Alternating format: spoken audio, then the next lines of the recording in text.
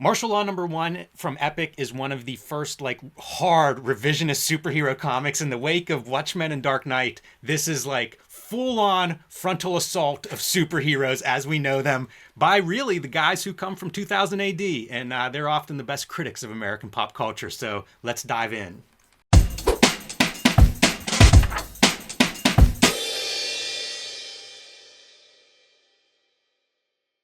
Hello and welcome to your favorite YouTube channel, Cartoonist Kayfabe. My name is Jim Rugg. I'm Ed Piskor. Before we dive into Martial Law #1, want to remind everybody we're a daily comic book YouTube channel. We've been doing this for over 5 years, over 1,700 videos to choose from, and you can search for them on the Cartoonist Kayfabe YouTube homepage. Search by creator, character, comic book. You'll find stuff that you love there. I also want to let you know that we have a Cartoonist Kayfabe Patreon that is linked below this video. We appreciate your support on our Patreon. It'll give you access to our videos early, and at the King Kayfaber level, you'll get access to all of our videos first because you sit in on the recording session. And that helps you out whenever we show off a book that is rare or hard to find because they disappear and they go up in price, something we call the Kayfabe effect. And if you are a King Kayfaber, you'll be the first one adding those books to your collection. So with that said, Ed, Pat Mills, Kevin O'Neill, Martial Law, maybe one of the sickest, darkest takes on superheroes we had seen up to this point, 1987. Revisionist superheroes, following Dark Knight and Watchmen, they're really starting to become much more prevalent. And this is probably one of the harshest takes on the idea of superheroes. And of course, it's coming from some 2000 AD vets. They tend to, I think, look at American pop culture with enough perspective to show us our foibles right in our face. Yeah, and the superhero is, that's an American affectation, to be sure. So there's a lot of room to play. This idea of, this leather daddy outfit with all the kink gear that was probably created at that time, put into one character. It all works, man. It's a heck of a cover. Really, I feel sends a message, right? I mean, the logo. What's more American than this, dude? American flag in the shape of a gun. Very true. And to the superhero point, you've got your cape tied around a smoking bazooka, and then the poor superhero's mask. You're wearing it like a head around your waist. Yeah, dude. It's the fucking necklace of Vietnamese ears, which there is a version of that in this comic. Yeah. So pretty striking right off the bat, and Epic, Marvel's creator-owned kind of adult imprint from the 80s. So, Elektra Assassin would have been wearing that logo as well. Mike Kubert, school teacher Phil Felix doing the lettering on this gimmick. Surely paced up, I'm sure, man. Those two guys, Kevin O'Neill, Pat Mills over there in the UK, I'm sure they presented the complete piece, and then it gets sent over to Uncle Phil to do the lettering for. Yeah, I think that's probably a safe bet. And I believe Kevin O'Neill on your color. Oh, so yeah. You're getting the painted backdrop and Chapter 1, Stars and Strippers. Rest in peace. We spoke when he was. We started the channel while he was still with us, and we spoke to enough people that had connection with him. But they all basically said, "You're not going to get Kevin O'Neill. He's a private guy." But he's like, man, I wish we could have just even off the record had a chat with him because he is one of my favorite makers of comics. I think he has several distinct eras of comic making because the Nemesis stuff doesn't look like this. Right. And this doesn't look like his Alan Moore collaborations on League of Extraordinary Gentlemen. And he might even have some other eras of work too. Yeah, he's really great, but also there's I don't know how to say this exactly because I mean it as a compliment, but there's a lack of refinement. There's a little bit of an awkwardness or almost a dumb line. Oh, definitely. That he puts into the work that I really gravitate towards. I linger here because it's the Shadow, but is it also Frank Miller?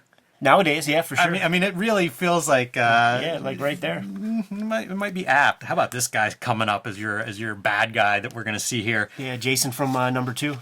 The killer of these superheroes at the time. Yeah. A lot of story piled on here too. Which, you know what, I actually when I was first going through it, I ignored it. It was invisible because that's indicia space, right? And I totally didn't pay attention for 3 pages, and then I'm like, oh, I got to go back and check that out. And the story is the world has turned on superheroes. It's that age-old thing. I mean, this is proto The Boys stuff where, the superheroes are perverts and they abuse their powers and all that kind of stuff. So you need somebody to to regulate those motherfuckers. Yeah, the perfect probably double header if you'd like to read another would be Brat Pack to me. Would be like the other book to go ahead and hop on after you read this one and enjoy it. How about that for super cool visuals? Yeah, for sure, man. At least this first issue, it reads a mess. It's hard to kind of keep everything straight, and I think it's because the guys are shot out of a cannon and super stoked on this concept, so they're really cramming stuff in. And what happens is there's a lot of voices, in this comic. Up to this point, we're talking about off the record. Like, I don't know that Pat Mills did very many 25 or 32 page comics at this moment. Right. So it's almost a different medium. Yeah, different pacing or something like that. And I'm a bacteria. I'm the lowest form of life. I'm a superhero. There's so much there because it's referenced, I think, clearly to something like a Watchmen, something like Dark Knight, even for that matter. But I also think it is cutting promos on superhero comics because a lot of creators, I think, did not like superhero comics. Interesting. I was taking it as this is like the extreme. So I mean, after Dark Knight and all that stuff, that's when you get your alcoholic characters and all this pathos. And I just thought of it as like a parody of the people who picked up that baton after Moore and Miller did their thing, because this is like the most melodramatic version of. Yeah, and she is begging for her life, but she's got to fly because she is a superhero. Right, yeah, meaning he's going to throw her off the thing, because really she's just a stripper Graham dressed up as a superhero. And I have met some mainstream people in comics, writers who want the old lady to dress up like a chick. So I wonder, like a superhero. So I wonder if Pat Mills might have met one or two of those guys. It's funny too, these characters. This guy, supervillain costume, liked it so much he wears it all the time. I feel like that's a really fun getting into the psychology of this idea of alter egos and the superhero as whatever, aspirational, fantasy, all those elements. Like, there's so much room in superheroes, I think, to cut promos. And you see it sometimes in something like The Tick, where it's like, we can do this for humor. Like there's a lot of room here to kind of like make fun of some of these tropes. But I think you can go this other direction too, that psychological, melodramatic, really look at like, what are we doing here? Why are we idolizing this stuff? And I think that's what this kind of movement, this era was about. It was almost like unpacking this stuff from an adult perspective in a way that forever it just didn't get done, for the Comics Code or for sales reasons. If you were really selling to 8-year-olds, I'm not sure this book works. Yeah, and it's people who are already locked in, who weren't even thinking in those terms. I think that a lot of them sort of are that way. And we spoke with Gilbert Hernandez, and he said that, like, I don't need revisionist superheroes in my comics reading. I don't need Watchmen. Like, I like reading comics about superheroes by people who are making a superhero comic. So, the beauty of the medium is you could have it all. Yeah, right. Pretty dark too. Like, out the window we see Celeste falling, as everybody's too busy watching their TV and this art, not paying attention. Fantastic. Yeah, it's the star of the show for me. I really love it. And it looks like O'Neill's having a blast, like designing these costumes, drawing these characters. Gangrene. Right. He even looks like a sicko in every way. That mask, the nose, the teeth, the eyeballs, it's cartoony. The ears that you mentioned, he's wearing a... Right.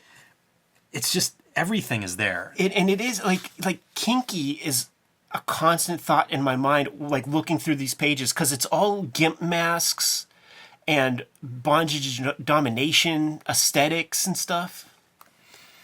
Yeah, and this dude's Sorry, the Nearly Man. Nearly a superhero. It almost looks like the TM Max Immortal joint. Yeah, it really does. Which was another one of those kind of revisionist look at the fascistic nature of superheroes, yada yada. It was a whole movement. This sequence is pretty fun, as he's like, I wear it strapped to the side of my leg, right? He has a secret here. Right. When it's erect, it's over 3 feet long, a bit uncomfortable when I'm running. Yes, they did offer to cut it off, but I wouldn't have felt like a hero without one. And what we find out that is a tail. That's so good. Which Gangrene exploits. No monkey jokes, please. This is giving us superheroes a bad name. You talk about kink, like that just feels so, every element almost designed that way. And I think that's in some other people's work. I feel like that's in Preacher. You know, if you're going to cut some promos on American pop culture, like, I guess that comes up, you know, like we're all repressed in it. Kill as many people as you want in the Comics Code Punisher issue, but do not show a bare boob. Right, yeah. You know, it's hard not to go after that, I think, if you're going to cut promos on Americana. And now here we go, yet another voice, you know, to your point of like how much info is in here. And it's funny, like I was just thinking, if you count, I wonder if this is about 8 pages or so to like a section. Yeah. You know, if these creators are kind of thinking in terms of like 2000 AD or, you know, Pat Mills especially, I think, predominantly wrote for 2000 AD, so it would have been that format. The way that the color medium is taking to the paper here, it looks like Doc Martin dyes. Because like Doc Martin dyes, they don't really wash on in the way that watercolors wash on. They kind of will do a bit of a hard edge, and you have to like really, really work it to get it to kind of wash out.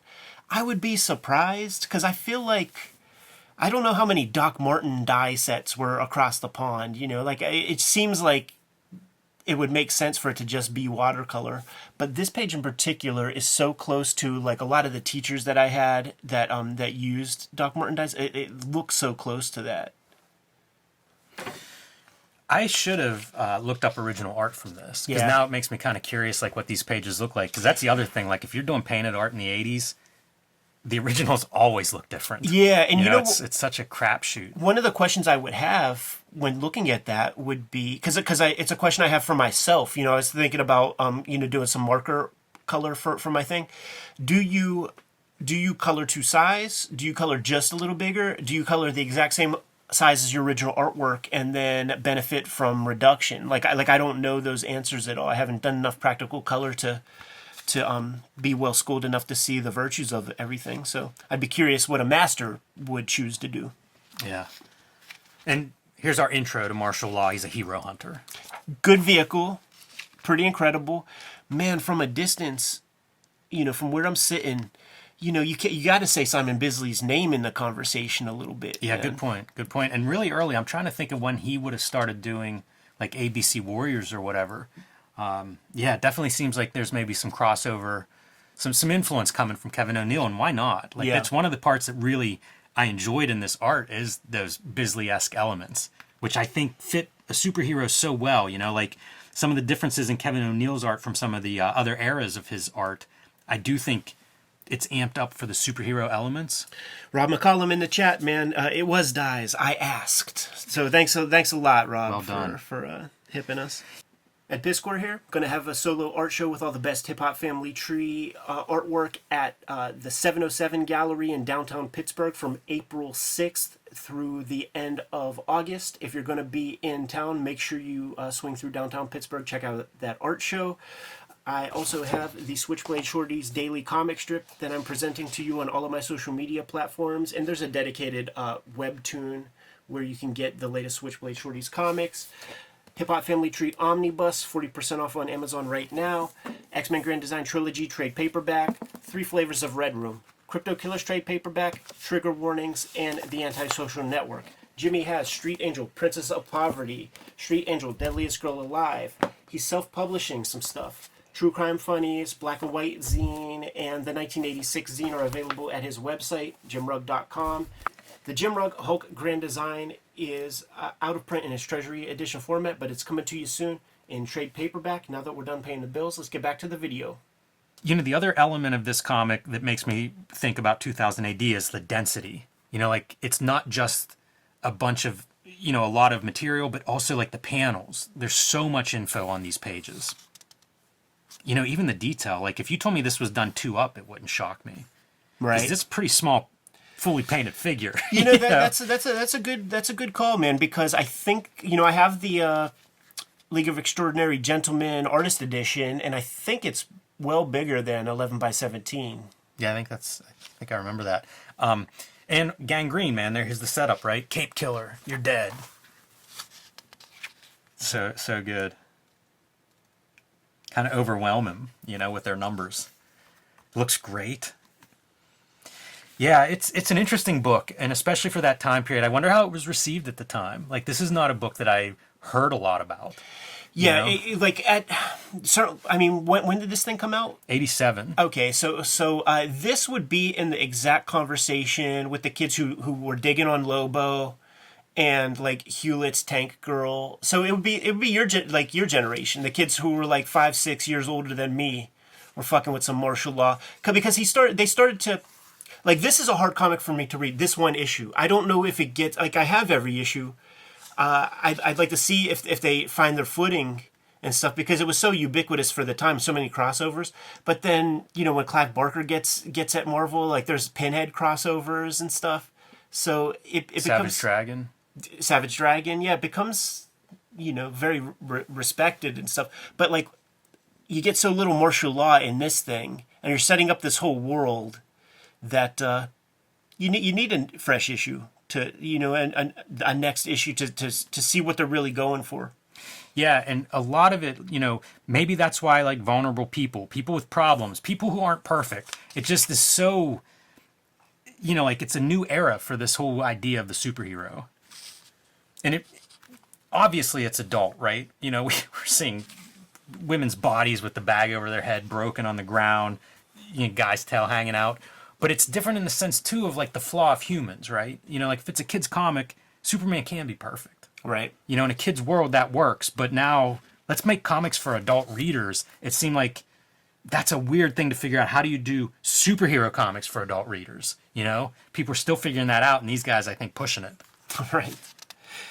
Also, by the way, like, I think that maybe Kevin O'Neill was a bit of a masochist also. Just designing that damn costume and true. Having to draw it a bunch. You always hear those rules of costume design is you got to draw the thing 1,000 times, man. You make it simple. The greatest practical joke in the history of comics is Carlos Esquerra creating the Judge Dredd costume and only drawing like 50 pages of it. Hilarious. That fucking eagle on the shoulder. Good luck. Yeah, right. Yeah, I mean, he's not helping himself with the vehicle either. Try drawing that thing from different angles. How about that for fun cartooning? Just distorting these faces and stuff. Yeah, this is where you start singing, man, because you're like Batman looking dude, and then I think of in the Tick cartoon, they never explored him in the comic books, but on the cartoon, and if you ever see the Deflator Mouse opera where there's like bat masks and stuff like that, that's what that looks like, Deflator Mouse. Pray don't slay. We're even doing the costuming on our religious people. A lot of that stuff, man. The bazooka always has something new and cheeky on it. Yeah, that always feels very very British to me for some reason. And the reason is Deadline magazine, I guess. But I don't know that that's where it originates, having that kind of running background little bits of text here and there. Yeah. I mean, my first thought is Mad. Yeah. That character really is Dick Tracy, man. Yeah, a lot of information, like I say, in this opening issue, and it does make me curious to read more of this stuff. Because, like you, these are comics that I've put together over time. Yeah. So I think I have all of, or damn near all of, Martial Law, but I've never sat down and read it from beginning to end. Totally, because you scoop it up and you just get fucking mesmerized by this Kevin O'Neill artwork. You can't believe it, and then it is super wordy, but. It's worth another shot. It's very fun, too, seeing stuff dumped, right? Wrecking Crew, Suicides, Brute Force, Neighborhoods, California Bastards, Skin Jobs, Group Therapy, Bad Energy, and the Ammo Zones. These are all like the various factions that can explode in this war. What's funny nowadays is for some reason, like online, the algorithms don't like drugs, blowjob, suicide. So this is how people will spell it whenever they're like advocating, so that the algorithm doesn't fuck up their message. Interesting. Yeah, I did not know that. Yeah. But nevertheless, this feels like it could be right out of like an Eric Larson Savage Dragon book for like groups of rival gangs. Shouts to Uncle Phil, man, for the lettering, dude. He was using Hunt 102 to do his lettering for Marvel Comics at that time. That's interesting. Yeah. You see a little variation in that line weight. That's pretty good. I tip my cap to people that'll letter with a Hunt 102. I think he had like a flint that he carried with him, or carried meaning he was working while at school and would run the 102 on it and get some of the stuff off there. So we're having our shootout here, and this dude's like, "May I suggest a vertical insertion?" And he says, "If it's painful." That idea of like feeling the pain throughout this is very, very fun. So I need to read more of this, Ed, quite frankly. Agreed. And I was very happy to have an excuse to pull out this issue. And I feel like there's a bunch of books we look at this week that I'm going to be doing follow-ups on my own reading. Sure. Out of the way. The nice thing is this is a time period whenever these books are selling. I linger on the Keith Giffen Video Jack. This is another series that I've picked up over the years. For sure. Because these books were selling. You know, there was a thirst after 1986. And look at what Epic is putting out. Mobius, that Iron Man computer graphic novel. I believe this is maybe Larry Stroman, at least on some of the Alien Legions. I think he was first. I thought he was, because this is volume 2, but I don't know. I'm not an expert. Yeah, on this that actually stuff. doesn't look like Stroman to me, but I know he did a bunch of the Alien Legion stuff, when I was looking for, like, where do you find that? So, kind of interesting what Epic is doing. Probably Archie Goodwin in charge at this time, but boy, look at those Mobius graphic novels. And it's Arzak, I think, like in the checklist, I think it's the Arzak book that's coming out, which, I mean, embarrassment of riches. I think that these guys did not benefit from, like, the Epic stuff. It never got that much of a push. There was no incentive for Marvel at large to promote this shit that they didn't benefit from that much. There was an episode of our Eastman and Laird stuff where we got the guys on the hook, on the record, and they talked about how, Archie Goodwin sat down and had the conversation with them to, like, make Teenage Mutant Ninja Turtles into an Epic comic, and all the requirements that would come with that. They're like 50% of all licensing, like a lot of disadvantageous stuff. The other thing that's happening at this time period is Epic, I think, more than creator owned, was adult. It was like the adult line for Marvel, and there was real pushback. Like the Buddy Saunders and stuff, Right. like there were movements against the violence in comics. Like when I did that 86 zine, there were articles about like Elektra Assassin, being news programs talking about how like these comics aren't for kids. Yeah. And there were retailers that are like, no, keep them behind the counter. It's true. Don't promote them. Yeah. Like there are memos that slipped out from some of these big chain stores that were doing that. So that was probably something that hurt both Epic and maybe made Marvel a little gun shy on pushing this stuff. Yeah, that's true. And even down to distribution. Steve Geppi is famous for calling the Miracle Man, I believe issue 9, that has a birth sequence. Nothing pornographic about it. A birth sequence drawn by Rick Veitch. And just called it trash, called it mud, said he didn't want to distribute it, said he didn't want to sell it. Whenever too many eyeballs get on comics, the people who are at the top of the game, who are riding that gravy train, Steve Geppi, they will try to separate themselves from the chaff, from the troublemakers. That is for sure. Yeah, it's so different to think back to 87, and I start reading shortly after that. But I mean, it's totally different than like today. Like we wouldn't think buy martial law wherever, Buy martial law off mycomicshop.com, but Buddy Saunders' website. There you go. But, it's a different world now, and it really, truly is. Like, this was still boundary pushing. And especially, there were cases against comic shops for selling various books, not martial law in particular, but adult comics. There were a couple of those in the late 80s. So, One of the top gun 10, shy. One of the top 10 hits of like the past 3 years, Wet Ass Pussy is the song's title. On Facebook, movie trailers that get sent to me have motherfuck, suck my dick in the trailer. Surely that's not on TV, but it's a trailer. Like, I didn't ask for it, but they said it. It was Jay Lynch, who I worked with very early on. He said, I'm not going to see it, Ed, but you might see it when the Big Mac is called the Big Motherfucker. Good to go, Jimmy? Oh, that's great, yes. Kayfabers, like, follow, subscribe to the YouTube channel, hit the bell so that we can notify you when new videos are available. Jimmy and I are on the road to 100,000 subscribers, so if you have not done so yet and you enjoy our content, please subscribe to the channel. Helps us out a lot. We have a Patreon where the King Kayfabers on the Patreon get access to all the videos before anybody else, mitigates the kayfabe effect, and is another way to support the channel. Ultimately, however, our books are the way that we're able to keep bringing you these videos on the regular. Jimmy, please let the people know what you have out in the wild, man. Yeah, best thing to do for my latest comics is patreon.com/JimRugg. It's where I've been scanning and posting pages as I do my self-published stuff. In comic shops, you can find Street Angel, Princess of Poverty, and Street Angel, Deadliest Girl Alive. These are my 2 Street Angel collections. All the Street Angel comics are in these 2 books from Image, so you can get them wherever you get Image comics or books.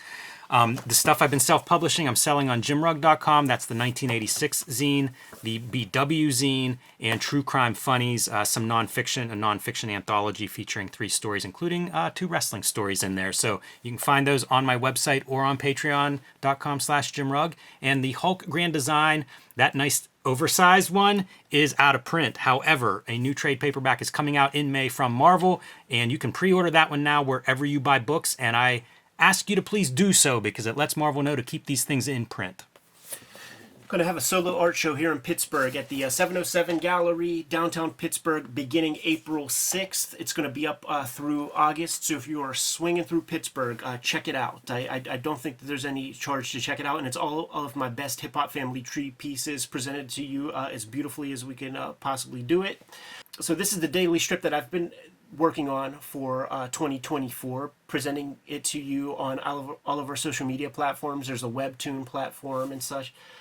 Stay tuned for news on this in the future, and I present material ahead of time on my own Patreon. Hip Hop Family Tree Omnibus. You might still be able to get it pretty cheap on Amazon. It was like 40% off fairly recently. Best book I made to date. Bunch of extra pages. If you got the original Hip Hop Family Tree, there's almost 200 pages worth of stuff in here that you haven't seen yet. The X-Men Grand Design Trilogy trade paperback is in the wild right now. We recently released Red Room Crypto Killers trade paperback. Contains 4 self-contained stories in the Red Room universe. There are 2 other Red Room trade paperbacks. Once again, each of these all contain self-contained stories, so you can start at any place, and if you dig the material, then by all means, check out another Red Room comic. Once again, the books are the most important way to support the Cartoonist Kayfabe channel, but there are some direct ways to support this YouTube channel. Jimmy, let the people know. You can subscribe to the Cartoonist Kayfabe e-newsletter at the links below this video. We'll keep you up to date on new releases and upcoming appearances.